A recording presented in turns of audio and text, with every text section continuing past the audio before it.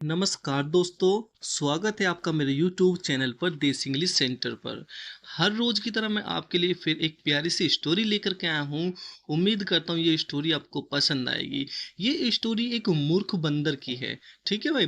तो ये स्टोरी एक मूर्ख बंदर की है। उम्मीद करता हूँ बहुत ही प्यारी स्टोरी है। जब मैंने इसको रीड किया और रीड के साथ-साथ मैंने देखा कि इसमें बहुत सारे ऐसे न्यू वर्ड हैं, ऐसी वर्ड मीनिंग है शायद आपको उनका अर्थ पता हो। तो आपको भी पेन लेकर के बैठ जाइएगा। जो वर्ड का अर्थ आपको नहीं पता है उसे आप अपनी कॉपी पर नोट डाउन कर सकते हैं, ठीक है भाई?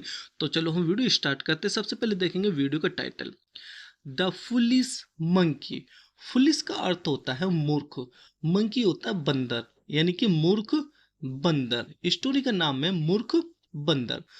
वंस, एक बार, देयर वॉज ए किंग, एक बार एक राजा था। एक बार एक राजा था, किंग होता है राजा।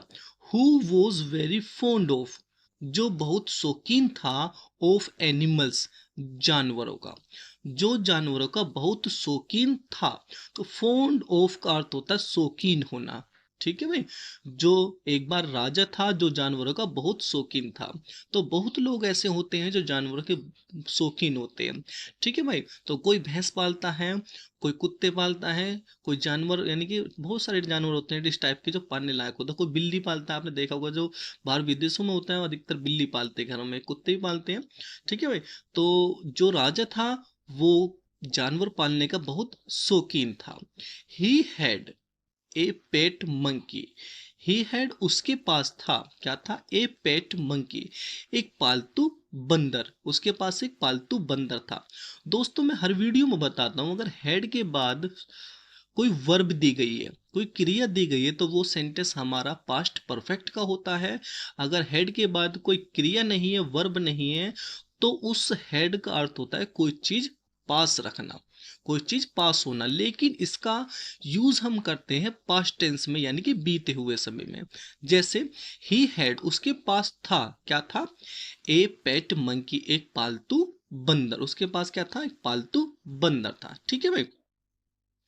द मंकी वॉज ए फूल, बंदर मूर्ख था, बंदर मूर्ख था। ये सेंटेंस हमारा पास्ट का सिंपल सेंटेंस है, क्योंकि हम इसमें सिर्फ वॉज दिया गया है। तो पास्ट का सिंपल क्या होता है? पास्ट का सिंपल वो होता है जब हम वॉज वर्ड का यूज करते हैं और उसके साथ कोई क्रिया नहीं दी होती, यानी कि सिर्फ वॉज वर्ड होता है, उसके साथ कोई क्रिया नहीं होती, वो हमारा पास्ट का सिंपल सेंटेंस हो जाता है, ठीक है भाई? जो बंदर था वो मूर्ख था, बट लेकिन he was treated royally, he was treated, उसके साथ व्यवहार किया जाता था, कैसे? रॉयली। रॉयली आप लिख सकते हो, रॉयली का अर्थ होता है सही ढंग से, ठीक है भाई? या शानदार ढंग से, या सही ढंग से, ठीक है भाई? तो आगे देखते हैं। उसके साथ शानदार ढंग से व्यवहार किया जाता था, तो ट्रीटेड का अर्थ होता है व्यवहार करना। एंड मूड, वो चला फिरा करता था, वो चलता फिरता था। फ्रीली, आजादी से, वो आजादी से चला फिरा करता था। इन द किंग्स पैलेस, राजा के महल में। दोस्तों ये जो कोमा सा होता है इसे हम बोलते हैं एबस्ट्रोफी। इसका अर्थ होता है का, की के लिए हम इसका यूज करते हैं। जैसे यहाँ पे दिया गया है द किंग्स पैलेस, यानी कि राजा का महल, ठीक है भाई? जो बंदर था वो राजा के महल में आजादी से चला फिरा करता था, यानी कि ऐसे घूमता था जैसे वो खुद का ही उसका महल हो, ठीक है, आजाद तरीके से। आगे देखते हैं। He was also allowed to enter the king's personal room, he was also he was also allowed, उसे अनुमति दी गई थी, किसको? बंदर को, टू एंटर, घुसने की, द किंग्स पर्सनल रूम, राजा के निजी कमरों में।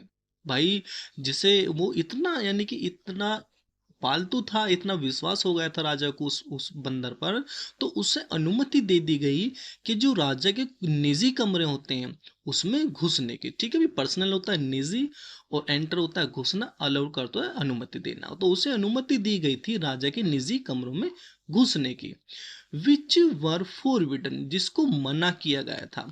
फॉर, जिसको मना भी किया गया था। फॉर द किंग्स सर्वेंट, जो राजा के जो नौकर थे उन्हें भी मना किया गया था। भाई देखो कितनी अच्छी बात है, जो राजा के खुद के नौकर थे उन्हें भी वहां घुसने के लिए मना किया गया था, जो राजा के पर्सनल रूम थे, लेकिन बंदर को आज्ञा थी वहां घुसने की। आगे देखते हैं।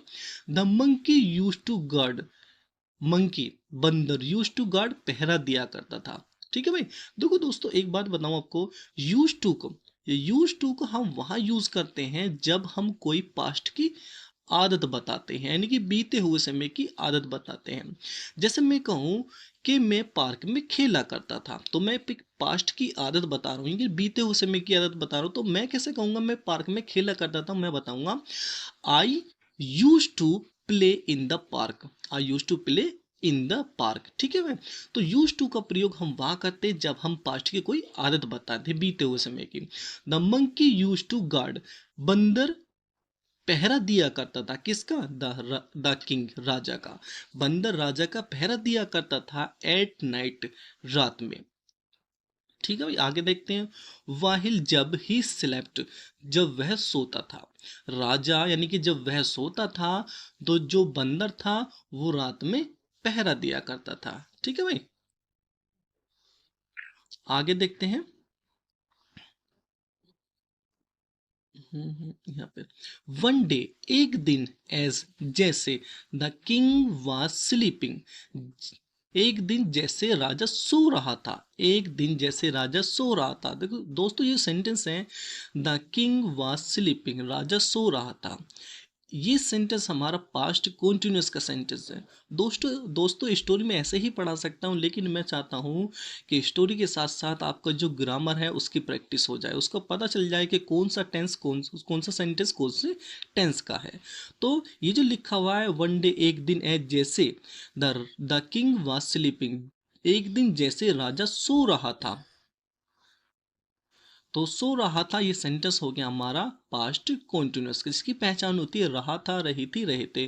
और उसमें हम वोज वर्ग के साथ तो हेल्पिंग वोज वर्ग आती है, और उसमें हम वर्ग की फर्स्ट फॉर्म में आईएनजी का प्रयोग करते हैं। ठीक है भाई। तो एक दिन जैसे ही राजा सो रहा था, ए फ्लाई, एक मंकी एंटर्ड, घुस गई, द रूम, कमरे में। एक ए फ्लाई, एक मंकी एंटर्ड, घुस गई, द रूम, कमरे में। एक मक्खी कमरे में घुस गई, जैसे ही राजा सो रहा था एक मक्खी कमरे में घुस गई।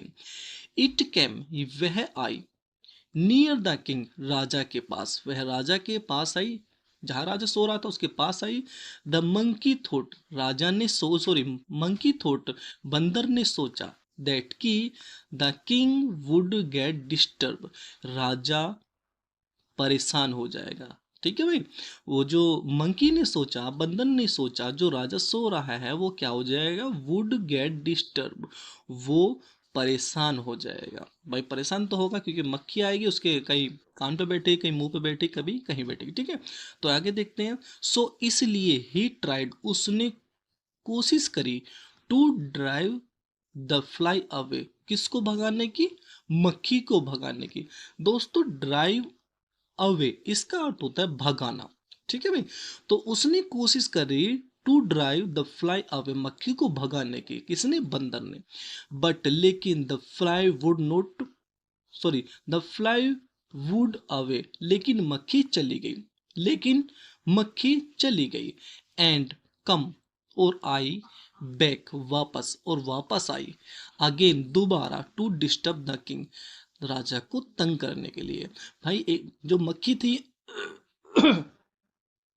मक्खी चली गई और वो वापस राजा के पास आई, राजा को तंग करने के लिए। डिस्टर्ब होता तंग करना। द मंकी, बंदर, गो टायर्ड, थक गया, ऑफ द फ्लाई, मक्खी से।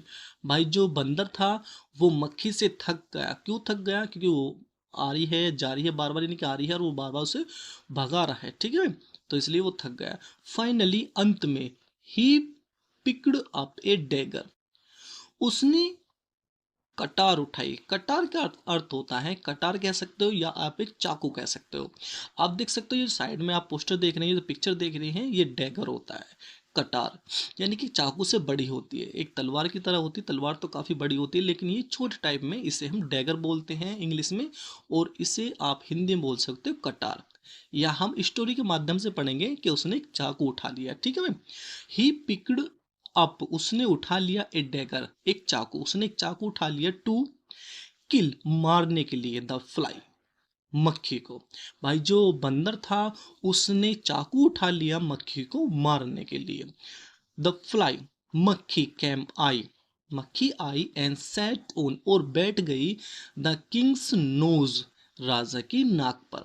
भाई जो मक्खी है वो आई और राजा की नाक पर बैठ गई। हियरिंग ऑल द कोमोशन, हियरिंग सुनते हुए, ऑल द कोमोशन, कोमोशन होता है बस शोर, शोर शराबा जो होता है उसे हम इंग्लिश में बोलते हैं कोमोशन। आप अच्छा वर्ड है, आप लिख सकते हो इसे, ठीक है। हियरिंग सुनते हुए, ऑल द कोमोशन सारा शोर शराबा सुनते हुए, द किंग वोक अप राजा जाग गया, फ्रॉम हिज स्लीप अपनी नींद से। भाई जो इतना शोर हो रहा था वो उसे भगा रहा था, और जो मक्खी है वो भी आवाज कर रही थी और वो भी उसे भगा रहा था बंदर। तो इस आवाज को सुनकर, इस शोर शराबे को सुनकर राजा नींद से जाग गया, वो कब जाग गया। ही ओपन्ड उसने खोली, हिज आइज अपनी आंखें, उसने अपनी आंखें खोली, एंड और सा देखा, द मंकी बंदर को, रेडी जो तैयार था, टू यूज द डैगर चाकू का इस्तेमाल करने के लिए, ऑन द फ्लाई मक्खी पर। भाई जैसे ही उस राजा ने आंखें खोली तो उसने क्या देखा, उसने मंकी को तैयार देखा, यानी कि वो बिल्कुल तैयार था, किस लिए, उस चाकू का यूज करने के लिए। किस पर, मक्खी पर। भाई मक्खी पर वो यूज करने वाला था उस चाकू का, किस लिए, क्योंकि वो उस मक्खी को काटना चाहता था जो नाक पर बैठी हुई थी। द किंग ग्रेब्ड, ग्रेब्ड का अर्थ देखो कितना अच्छा वर्ड है, ग्रैब का अर्थ होता है पकड़ लेना, ठीक है भाई। द किंग राजा ने ग्रैब्ड पकड़ लिया, क्या पकड़ लिया, द डेगर, डेगर को यानी कि चाकू को पकड़ लिया, राजा ने चाकू को पकड़ लिया, एंड ड्रो हिम अवे और उसको भगा दिया, फ्रॉम हिज रूम अपने कमरे से। किसको भगा दिया, बंदर को।